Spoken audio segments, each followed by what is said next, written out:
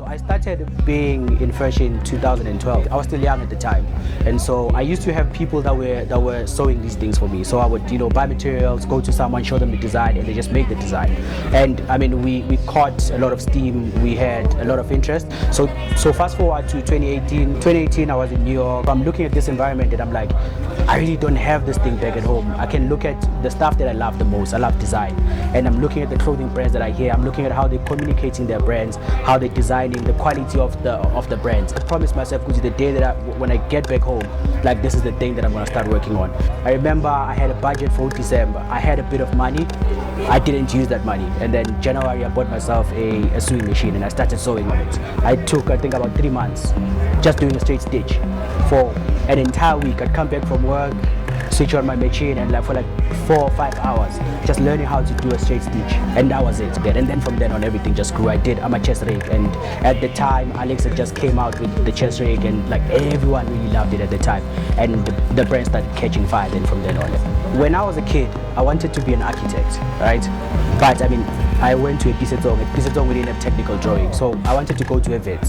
So when I submitted my stuff at vets, they were like, okay, can you please give us a portfolio? I was like, fuck, a portfolio, what is that?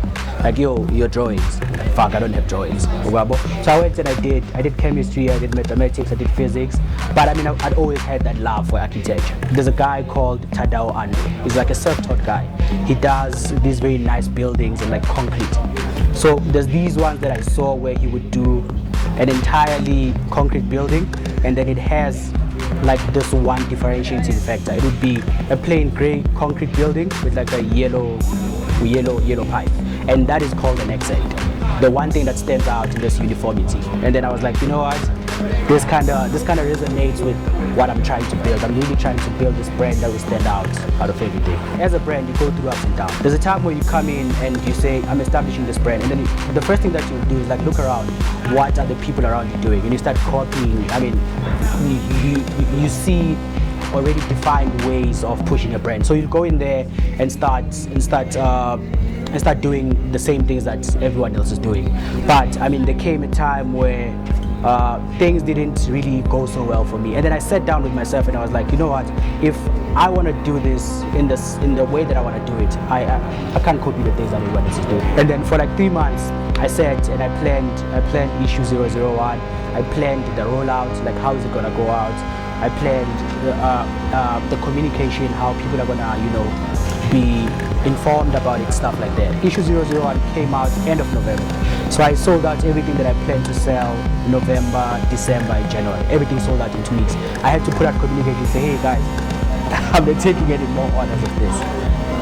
So that was it, and people have received this super well. I'm like super happy with the support that I've got. Being different doesn't, a lot of the time, it doesn't mean you have to be super, out of the norm. Sometimes being different just means being better. So the AKCENTS Studio, the way that I'm trying to position it, I'm trying to get a high level of product, high level of quality, high level of communication. Like, those are the pillars that I'm trying to build a brand on. I want people to look at the AKCENTS Studio and say, oh, I love what this guy's doing. This guy, he's not going big on Instagram. This guy's doing exhibitions. He thinks physical experiences are great. So I want people to take those kind of cues from the brand that I'm trying to create. Like when someone comes and touches a bucket hat, when someone comes and touches a Gillette, they see the quality and it inspires them. I'm not trying to do a whole lot of bizarre different things, but I just want the usual things that they, like any normal brand would have, and just do them better. Like, I want to communicate better, have better pictures, have better text, things like that, things that people don't really take that seriously, but I just want to do them and do them a lot better than everyone else. My name is Mredlana, founder of AKCENTS Studio, and I'm doing an exhibition with Habitat 61.